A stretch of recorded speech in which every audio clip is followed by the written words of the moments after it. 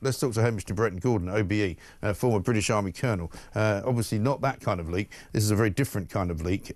We're still seeing the fallout, basically, from what we found out last week, almost a week ago now, just over a week ago, from John Healey, the Secretary of State for Defence. Apparently, the day after the Afghan superinjunction was exposed, there were even more identities possibly leaked in a new breach, and this was all to do with the SAS.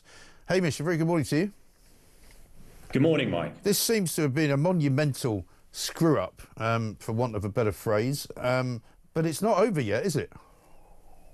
Well, certainly, I think there are two things we're talking about here. The super injunction that was lifted last week, which was protecting the names of many special forces, SAS, SBS operatives, as well as security service, MI6. And presumably the judge and the government felt that the super injunction had done its job, and those people had sort of 2 years to make sure that they were secure, move jobs or whatever.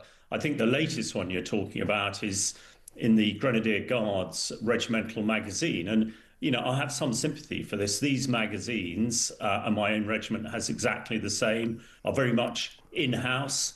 And where soldiers and officers are posted are often there so that colleagues know where they are. They're not intended to go worldwide. However, I expect that there is probably a colonel, an even older colonel than me, probably running these magazines, who perhaps doesn't realise now that it's virtually impossible for these things to stay in-house. And the final bit on this, Mike, I think that everybody is now beginning to learn what Mod A block means, which is what was put in the Grenadier Guards magazine against these officers.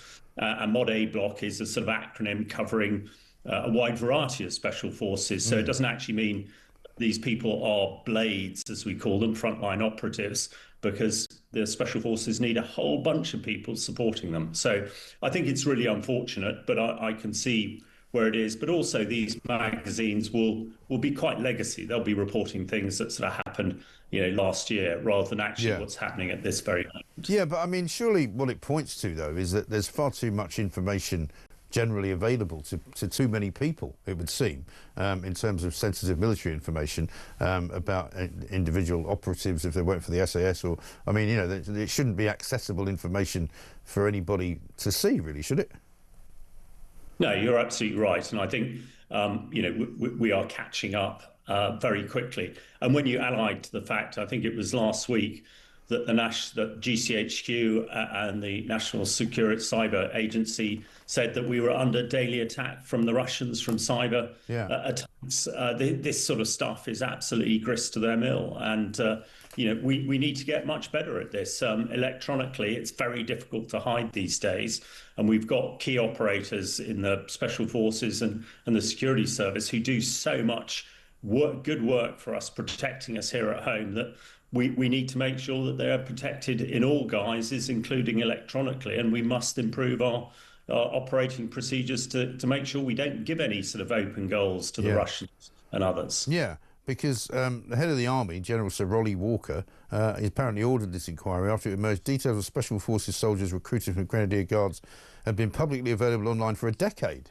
I mean, that sounds like gross negligence to me.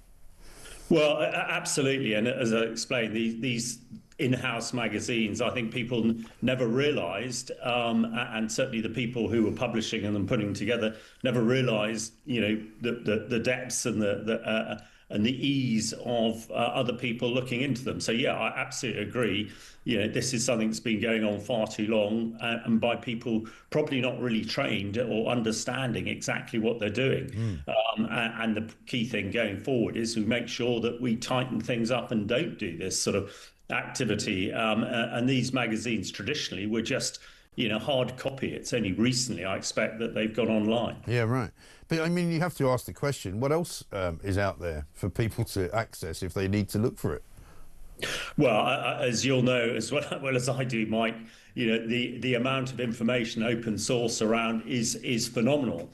In fact, I'm sure the security services will tell you they get more of their intelligence from open source data on the internet and around the place. It is it is very, very difficult to keep things secret these days. But I think it's a it's a real reminder to all those people in the security world and the defence world how easy it is for people to access our systems, and they've got to be tightened up. And I think it's we've got to look forward here and make sure that we do much better in future, and tighten things up so that these sort of events that individually they're not so serious, but when you put them all together, you are providing potential bad actors and people who do us harm, real information that is a danger to our security. Yeah, absolutely right. Hamish, good to talk to you. Thanks very much indeed. Hamish De Bretton Gordon, OBE, former British Army Colonel.